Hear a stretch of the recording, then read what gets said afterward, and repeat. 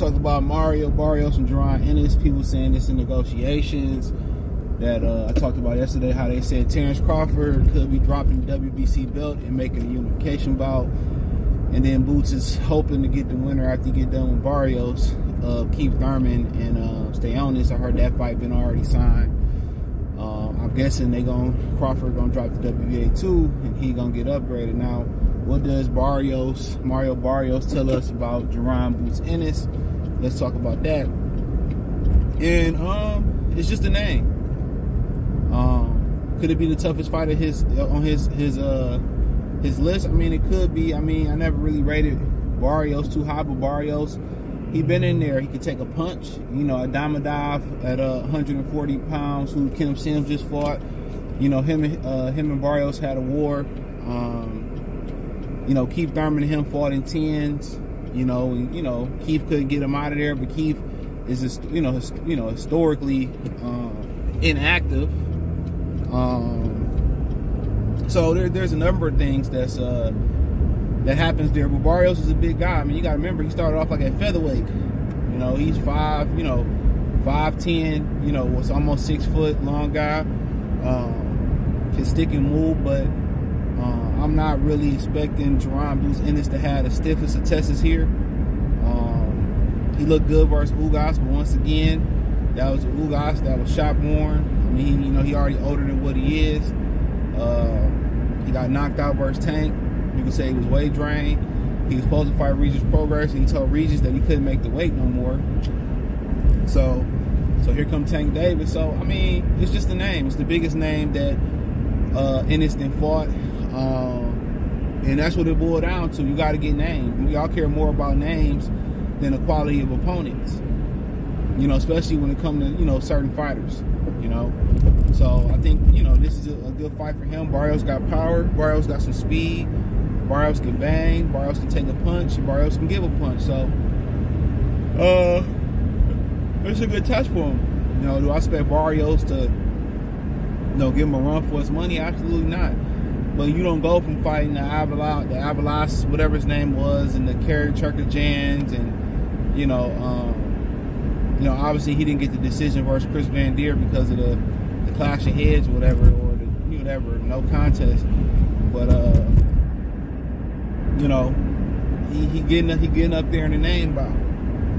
If he get undisputed, his father said they going for undisputed, and then they'll move on from there. So it's just about the politics. So it looked like if Keith get past the Ennis, if Keith fight him, that'll be a third belt, and then he just got to pick up a fourth belt. Whoever get the WBO. But once you look at it, the namesake ain't there at 47 no more. His rival Virgil Ortiz is going up to 54. He didn't get a belt at 40. Didn't get a belt at 47. But that if Virgil Ortiz continues to stay healthy, that fight will be at 54. If they choose to go ahead and do the damn thing. So for the most part, Jaron Ennis' biggest fight at 147 pounds is going to be Keith Thurman on paper. So, but Barrios is a name. He done been in there with a little bit with punchers. He done been in there with guys that can box, smaller guys, bigger guys. I said he done came up from 126 pounds. So I mean, what else? What else could you truly much ask for from a guy like Mario Barrios? He taking the toughest challenge. He took Tank even though he knew he couldn't make 140 pounds no more. So taking a new route to work today. Open the freeways back up. But yeah. So I'm cool with it, man. And as you step up with competition, we should learn more and more from him. But it seemed like he won't really face stiff competition probably to 154 pounds. You got to remember, Keith Thurman, he could be on upset alert versus the Ennis. Once again, right along with Fulton, Deontay Wilder, Errol Spence, he hadn't fought in a year. Y'all got to remember that. He ain't fought since February 2022, I think it was. So we going on 2 years since we seen Keith Thurman in the ring. Or was it 2023? He might have fought 20. This is at least a year. So I mean, like I said before, he'll learn some things in there with Barrios. He'll learn some things in there with Ennis. I think Ennis got a great style to keep a run for his money because he liked to press. And we seen when Gary Anton Russell pressed him in the amateurs, he had problems when you take the space away from him, when you push him back and control him. But that's a different ball game though. People say, well, he had problems cutting the ring off, and maybe Barrios can box like Perkichin. I just think they wasn't ready for that. I just think they wasn't ready for it. So that's a different ball game. But you know, so I'm guessing there'll be a main event pretty soon again. And, you know, he'll fight Barrios. But I really don't expect Barrios to put up all that much resistance. I think him and Barrios' activity level got to be on the same accord. They got to be on the same level. So I don't expect much from him. Expect too much, but I expect him to get tested. You know, but it's just about moving how you got to move in baby steps. It's not because Jaron Ennis probably can't compete with the top guys right now. I believe he can compete with the top guys right now. I think the issue is just getting the names. And once Spencer Crawford is shaking the spot, especially if it's true of Crawford dropping the belts and they ain't moving up, it ain't no other names there for him. It's Keith Thurman, Sean Porter that moved on, Danny Garcia, all Philly match that moved on. You know, a lot of guys have 40. They have 40 right now. You think Devin Haney gonna go up and try to box with Jaron Ennis? Absolutely not. You think T.O. gonna try to jump in there and box with Jaron Ennis? No. It's Real Matias? No. They got unfinished business fighting each other at 140 pounds. You know? They got their own unfinished business. Not me about to miss my exit.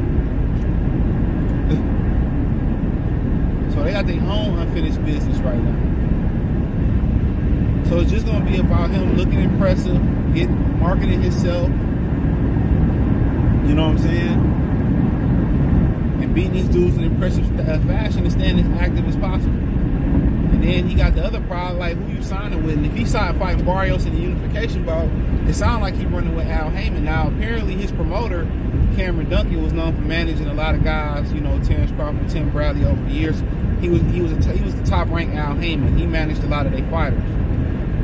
He passed away at 67 years old, and I was, you know, somebody I was talking to behind the scenes was saying that, you know, Cameron Duncan just receiving a check off Jaron Ennis. He ain't doing no promotion. He ain't at the fights, but apparently he was sick as hell. I hope, oh shit, I got off at the wrong exit. Hell no. Yep, I showed this some ignorant shit. Well, I was not about to go on 696. It was going to be a wrap. I was going to be on that boy forever. Just about, I'm like, this new route kind of fast to work. Yeah, it'd have been longer than expected. Shit. But, yeah, Cameron Duncan, apparently he was sick and he ended up, I think, passing away at 67 years old. You got some people saying on the internet, you know, I'm you know, me personally, feel the way you feel about a person.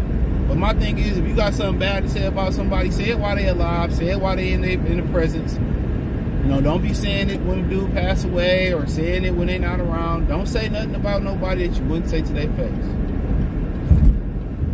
That's all I say. I just knew that it was some conflict of interest, kind of, they were saying with Jaron Ennis signing over there with Top Rank because of Cameron Duncan and Bob Arum's former relationship. It was some complicated type shit. I had to sit down and read it, but yeah, that was Ennis's promoter, and that happened with Andre Ward. You know, Joe Goosens' brother, I think it's Dan Goosens, he ran 10 Goosens promotional company. Andre Ward read up with them, I think sometime after the Super 6 or whatever it was, and you know, they was end up beefing. And long story short, you know, Dan Goosen, Joe Goosen's brother, passed away, and the family allowed Andre Ward out of his promotional contract to move on. That's when they had him fighting in Southern California versus what's my man, Edwin Rodriguez, and, you know, people said, why is he fighting in Southern? Because they was kind of beefing or whatever. But I don't know if he bought himself out the contract or the family said, here you go, he got your release. But yeah, so at the end of the day, I don't know exactly what happened, but the Barrios fight tell us something. He can be the name, and You know, Barrios gonna possess some problems early on, but I expect for Jaron Ennis to, you know, not even struggle with him. He's a very talented guy, and I think he will pass the color. He will pass the you know, the test with flying colors, and I think you probably won't see him tested. I don't know. I can't even promise you that Keith Thurman will fight him, man. You probably won't see him tested until he goes to 154 pounds. And what's so funny, you know, people saying, well, Devin Haney's a weight bully and all that. Jaron Ennis, they was calling him a weight bully way before, well, slightly before Devin Haney. So don't forget that. They was calling him a weight bully. So, yeah, don't forget that. They were calling him a weight bully. But yeah, let me know what you girls and guys think, man. Thumbs up the video, share the video, subscribe to the channel. The subscribe button is the bell icon button. Hit all notifications, increase your chance to get notifications. We go live or drop a video financially. Want to support the channel, Cash App, $ CJ Good 313, Venmo CJ Good 313, PayPal link in the description. Hit the link tree. Find me on everywhere: X, Spotify, Anchor, Cash App, Venmo, PayPal, Apple Podcasts, Google Podcasts, the whole nine. Appreciate the love and support. Peace.